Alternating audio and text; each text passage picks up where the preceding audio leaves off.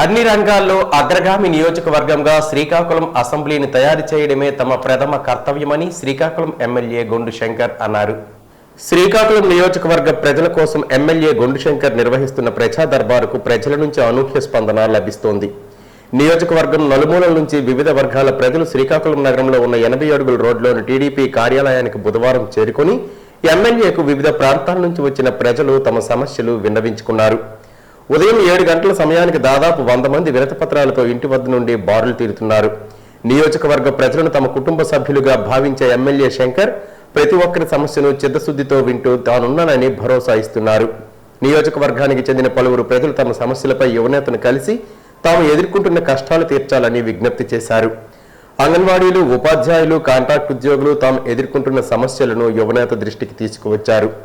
జీతాలు పెంచాలని, అంగన్వాడీ టీచర్లు, ఉపాధి, ఉద్యోగాలు కల్పించాలని నిరుద్యోగుల నుంచి వినతులు అందాయి.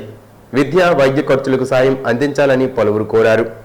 వైసీపీ నేతలు అధికారాన్ని అడ్డుపెట్టుకుని తమ భూములను బలవంతంగా లాక్కున్నారని, తమకు న్యాయం చేయాలని యువనేతకు పెద్ద ఎత్తున ఫిర్యాదులందాయి. అందరి సమస్యలను ఓపికగా విన్న ఎమ్మెల్యే సాధ్యమైనంత త్వరగా పరిష్కారం చూపుతానని భరోసా ఇవ్వడంతో ప్రజలు హర్షం వ్యక్తం చేస్తున్నారు.